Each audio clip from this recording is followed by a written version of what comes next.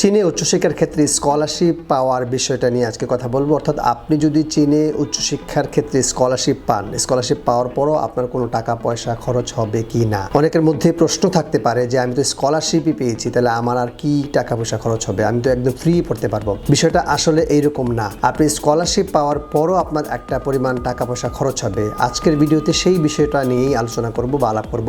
সেটা হচ্ছে, আপনি ধরেন উচ্চশিক্ষার ক্ষেত্রে চীনে টিউশন ফিটা ফুল স্কলারশিপ পেলেন, তাহলে সেক্ষেত্রে আপনার আর কি কি খরচ আছে। টিউশন ফিটা ফুল স্কলারশিপ পাওয়ার পরও আপনার আর যে খরচটা হতে পারে সেটা হচ্ছে কি আপনার অ্যাকোমোডেশনের খরচ, হোস্টেল ফিটা বছরে কত টাকা লাগতো সেটা ধরেন আপনি 40 থেকে 50 হাজার, কোনো ক্ষেত্রে 60-70 হাজার টাকা পর্যন্ত লাগতে পারে বছরে। এইটা হচ্ছে একটা খরচ। এবং আরেকটা খরচ আছে বছরে, সেটা হচ্ছে গিয়ে আপনার প্রতি বছর চীনে যে আপনি ভিসা নিয়ে গেলেন সে ভিসা রিনিউ করতে হয় এবং মেডিকেল ইন্স্যুরেন্স সহ সবকিছু মিলিয়ে এখানে 20 থেকে 25 হাজার টাকার মতো বা কম বেশি খরচ হবে। তো সেই খরচটাও আপনার একটা খরচ। তাহলে এখানে যদি আমরা ওখানে যদি 50 থেকে 60 ধরি, এখানে ধরলাম 25, তা সব মিলিয়ে আপনার 80 হাজার টাকার মতো এখানে খরচ। এর বাইরে হচ্ছে গিয়ে আপনি যে প্রতি মাসে যে খাবার দাবার বা আপনার হাত খরচের সেই খরচটা। তো আমরা অনেকেই জানি যে চীনের খাবার দাবারের খরচটা খুব বেশি না, সেক্ষেত্রে 8 থেকে 10 হাজার টাকা হলেই বাংলাদেশি টাকায় আপনি মাসে আপনার খাবার দাবারের খরচটা সেরে ফেলতে পারবেন, যদি আপনি খুব বেশি খরচ না করে থাকেন খাবার দাবারের ক্ষেত্রে। তো সেই জায়গা থেকে মোটামুটি ধরে নিচ্ছি যে আপনি টিউশন ফিটা ফুল ফ্রি স্কলারশিপ পাওয়ার পরও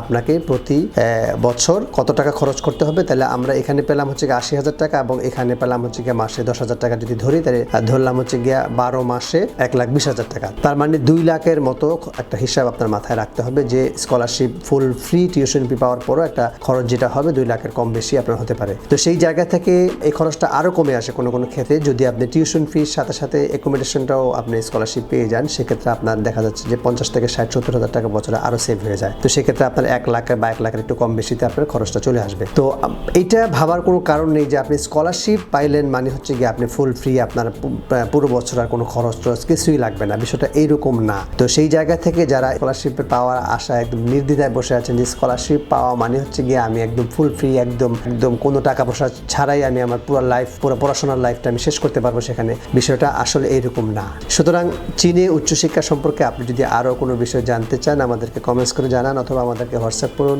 অথবা কল করুন।